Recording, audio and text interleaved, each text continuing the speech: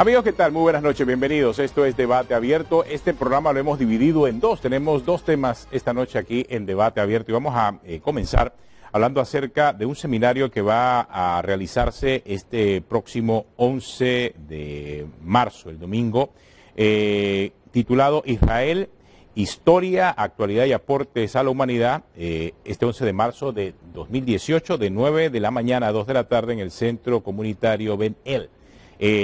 Allí va a ser este seminario en donde van a estar convocados diversos miembros de la sociedad. El seminario es organizado por el Consejo Central Comunitario Hebreo de Panamá y la Comisión de Derechos Humanos Naibrit de Panamá.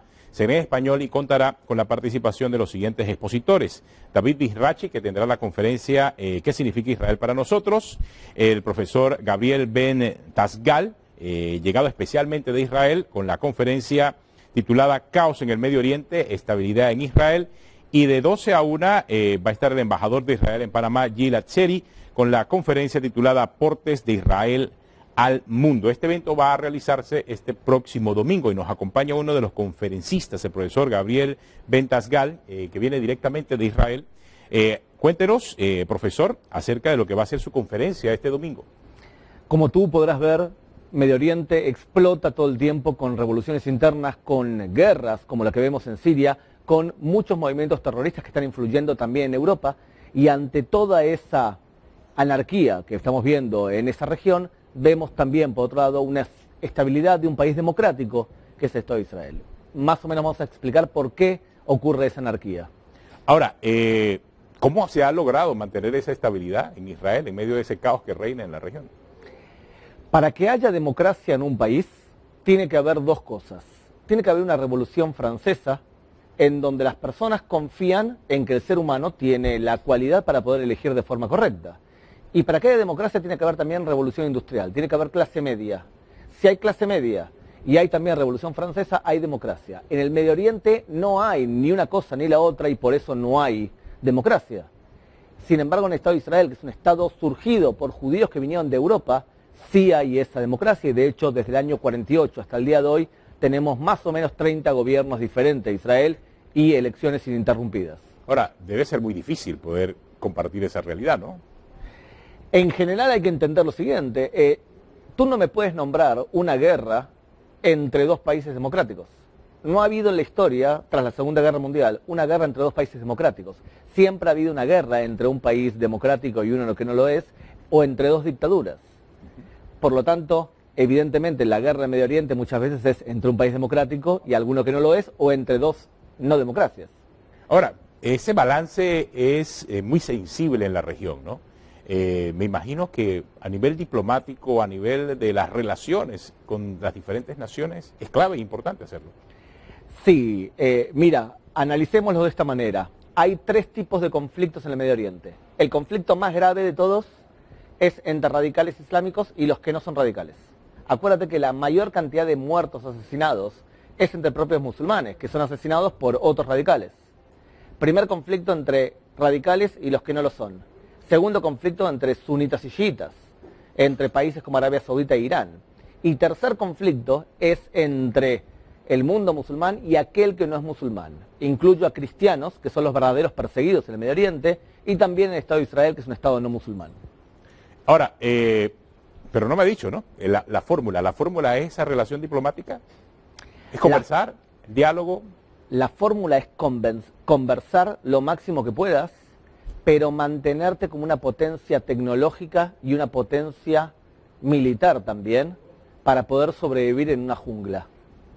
Tú tienes que ser una potencia en todo sentido y pensar todo el tiempo que estás en mitad de camino. La gran ventaja del Estado de Israel es que no ha recibido ni petróleo, ni agua, ni ninguna riqueza natural. Eso lo obliga a ser creativo. Es una gran ventaja que no llueva en tu país. Tienes que ser muy creativo para poder sobrevivir. Eso es cierto. O sea, eso desarrolla el poder de inventiva, y ha desarrollado el poder de inventiva del pueblo judío a lo largo de las décadas, a lo largo de los años, desde el momento en que se establece en esa región. Mira un ejemplo claro. Para poder vivir, el Estado de Israel necesita 2.500 millones de litros cúbicos de agua.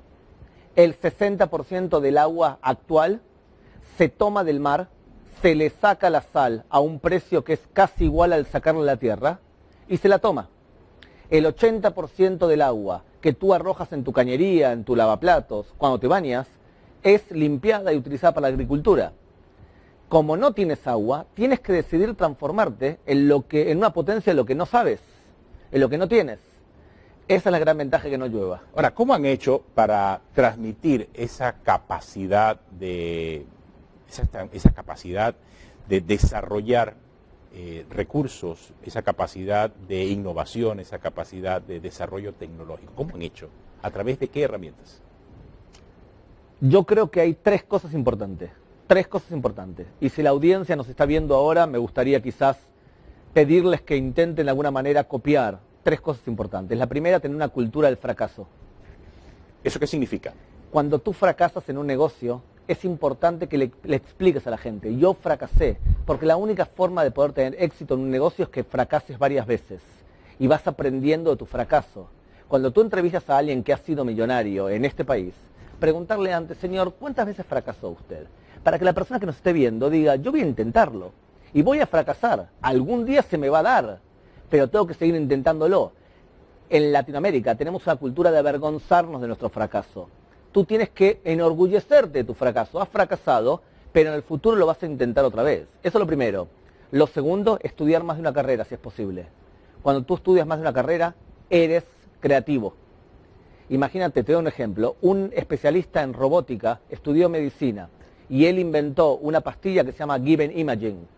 Tomas una pastilla, te viaja por tu cuerpo durante 8 o 10 horas y cada 2 segundos te saca foto del interior de tu cuerpo y la manda a una computadora. Eso evita que te metan caños por arriba o por el sur y de esa forma puedan analizar tu sistema digestivo. Este hombre inventó algo porque mezcló dos temas que él sabía. Entonces, importante, estudiar en la medida de lo posible más de una carrera. Y lo último, y lo tercero, en la medida de lo posible, pensar que tú no tienes nada. Yo sé que es difícil esto, pero pensar que no tienes absolutamente nada. Y cuando tú no tienes nada, piensas de forma creativa para asegurarle a tu hijo que él no sufra lo que tú no tienes. Es una gran ventaja eso. Te doy un ejemplo. No, nos está hablando acerca de esa experiencia y realmente resulta muy alentador lo que nos dice en función de las muchas precariedades por las que ha pasado Israel a lo largo de las décadas y de los siglos, como decía. Y porque, otra vez, tú tienes que decidir: o te mueres o te aplastan en el Medio Oriente, o sobrevives. Entonces, si tú no tienes petróleo, tú no tienes agua, tú no tienes tierra, porque el país es 1/4 de lo que es Panamá. Así es. Entonces, con más habitantes, definitivamente, ¿no?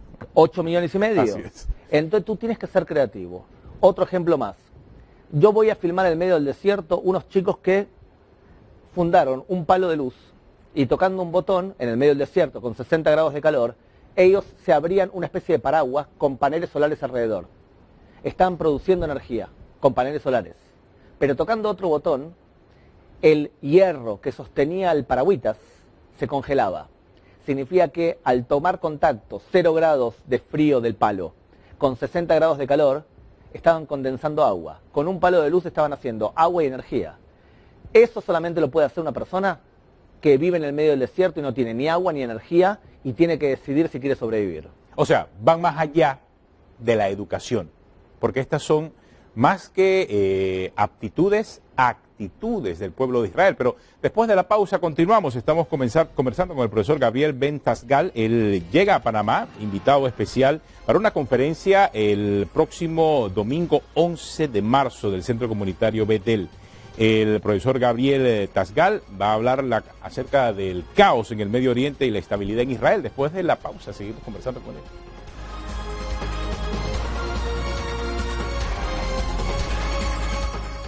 Continuamos aquí en Debate Abierto y esta noche hemos dividido el programa en dos. Primero estamos hablando con el profesor Gabriel Ben Tasgal acerca de Israel y posteriormente vamos a hablar acerca de la Jornada Mundial de la Juventud más adelante en el programa. Pero antes, el profesor, antes de irnos a la pausa, me hablaba acerca de esas actitudes muy puntuales que tiene Israel en medio del caos que se vive en Medio Oriente. Hablaba de actitudes porque la educación está allí, o sea, esa capacidad de levantarse siempre es lo que realmente yo llamo esa actitud que tienen en función de la vida y en función de el tratar de superarse siempre a sí mismos, ¿no? Ten en cuenta que estás hablando de un pueblo que varias veces a lo largo de su historia han intentado destruirlo. Entonces, ese instinto por la supervivencia provoca que seas muy creativo para poder sobrevivir. Mira un ejemplo. Tú sabes que durante muchos años a los judíos no le permitían trabajar la tierra. Está prohibido en la Europa de los reyes, los judíos trabajar la tierra. Así es. Tuvieron que desarrollar algo que hoy en día nos parece obvio, que es el comercio. ¿Por qué podían los judíos desarrollar comercio? Porque tenían familiares en otros países y todos hablaban un idioma, por ejemplo el yiddish. Entonces tú le mandabas unas mercancías que producías en un país y se las mandabas a tu primo que estaba en otro país y simplemente él las vendía. El comercio en Europa surgió justamente de judíos que no pudieron trabajar la tierra y tenían que buscar una forma para poder sobrevivir. Qué interesante. O sea, esa es la razón por la cual entonces el comercio es una de las grandes fortalezas de la comunidad judía. Claro, y además tú tienes una madre judía que te taladra el cerebro y te dice, nene, tenés que estudiar, niño, tienes que estudiar.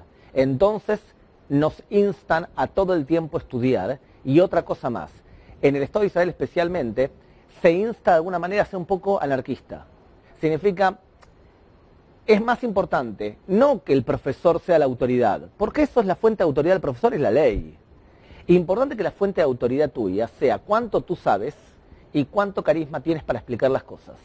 El hecho que tú seas el policía, a mí personalmente no me dice nada. Y que el primer ministro sea el primer ministro elegido, no me dice nada. Si él no va a tener carisma y conocimiento, no tiene autoridad. Cuando tú basas... Cuando me habla de carisma, ¿a qué se refiere? Conocimiento, o sea, entendimos el concepto, pero cuando me habla de carisma, ¿a qué se refiere? Poder explicar las cosas de manera simple y de manera convincente. Okay. A veces la ley se transmite a través de aquella persona que sabe explicar las cosas bien.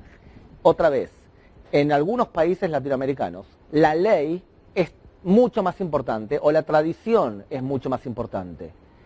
En cambio, cuando tú basas la autoridad de tu persona en lo que tú sabes y cómo lo explicas, la autoridad es otra y se te respeta de otra manera. Entonces, no importa que el jefe de tu trabajo es el que dé la idea. Si un empleado, la idea que da es mejor, el empleado es el que gana y el empleado es el que debe respetarse. O sea, es la suma de carisma y conocimiento. Tal cual, y hay que fomentarla eso, porque si un empleado tuyo te va a traer una idea, te va a decir, señor Rodríguez, el programa que estamos haciendo no es suficientemente atractivo, agregámosle otra cosa más. Y quizás es un camarógrafo, o quizás es un maquillador, pero la idea de él es buena, no por el hecho de que él tenga un puesto inferior al tuyo, hay que sacarlo de encima. Muy importante, fomentar eso, que la gente se sienta que sus ideas influyen. Ahora, cuando usted viene a estas conferencias a transmitir este conocimiento, lo que quiere darse a conocer, o mejor dicho, lo que quiere explicarse, es ese pensamiento del pueblo de Israel. Hay cosas hay cosas que son difíciles de transmitir. Por ejemplo, ¿cómo te convenzo a ti que tú sufras lo que sufrió el pueblo judío? No, eso no hay forma. Es imposible. O, por ejemplo, ¿cómo hago para convencer a una persona en Panamá que tenga tanta influencia el ejército como tiene en el Estado de Israel? Por ejemplo, si tú estás en el ejército y formas parte de la unidad 8200, que es la unidad de espionaje cibernético, evidentemente cuando te retires de ese ejército vas a utilizar los conocimientos para poder desarrollar un montón de inventos, parte de los cuales tú utilizas y no sabes en el fondo que estás utilizando un invento de ex espías. Eso es cierto y quizás muchas personas no lo saben, pero la mayoría, me atrevería yo a afirmarlo categóricamente, de muchas de las aplicaciones que hoy son comunes, entre ellas, por ejemplo, el famoso Waze, ¿no? La aplicación que se utiliza para poder ver dónde hay tranques y dónde no hay tranques, tuvo un origen militar, pero desarrollado por Israel. Mira, de forma civil. Un ejemplo nada más, ¿no? El disco rígido, el pendrive, es un invento. Cuando tú hablas por internet, cuando hablas por Skype, utilizas un algoritmo israelí. Cuando tú chateas, utilizas un programa israelí. Entonces hay un montón de inventos, muchos de ellos. Entonces esto es difícil de transmitir. ¿Cómo te transmito a ti la influencia del ejército en tu...? Pero lo que sí me gustaría transmitir y me gusta transmitir es que si un país pequeñito lo pudo hacer, cualquier país lo pudo hacer. No es que los judíos tienen un cerebro especial. Los judíos tienen un cerebro igual a todos los demás. Simplemente hay que intentar impulsar un poco la anarquía controlada. Por otro lado... Ahora se le llama disrupción, ¿es lo mismo? Más o menos, Sí, claro. ¿no? Por otro lado, impulsar que la autoridad legal es menos importante que otro tipo de autoridad. Fomentar que cuando la gente fracase, diga orgullosa, yo fracasé, aprendí de mi fracaso y voy a probar otra vez. Porque ¿para qué nos caemos? Nos caemos para aprender a levantarnos. Así es. Entonces, ese tipo de cosas, es importante que un país como el mío, pequeño, ayude a un país hermano, o se acerque a un país hermano y diga, nosotros aprendimos de la vida esto. Tomen lo que quieran y lo que no quieran, déjenlo a un lado. Profesor, muchas gracias por acompañarnos esta noche. Realmente yo creo que hemos dejado a la audiencia, como se dice en Panamá, muy picada para poder conocer más de la historia de Israel, porque así se llama este seminario que va a ser el próximo domingo 11 de marzo, de 9 a 2 de la tarde, 9 de la mañana a 2 de la tarde en el Centro Comunitario Bedel. Israel, historia, actualidad y aportes a la humanidad. El profesor Gabriel Ben Sagal estará a eso de las 10 de la mañana. Su conferencia es Caos en el Medio Oriente, Estabilidad en Israel. Pero las conferencias comienzan desde las 9. Primero David Mizrachi sobre lo que significa Israel para nosotros y después del profesor Sagal a las 12 va a estar el embajador de Israel con la conferencia Aportes de Israel al Mundo. Muchas gracias por acompañarnos, por compartir su tiempo y conocimientos con nuestra audiencia. Tenemos una pausa y continuamos con la segunda parte del programa. Vamos a hablar acerca de los grandes retos de la JMJ para el 2019. Quédese con nosotros.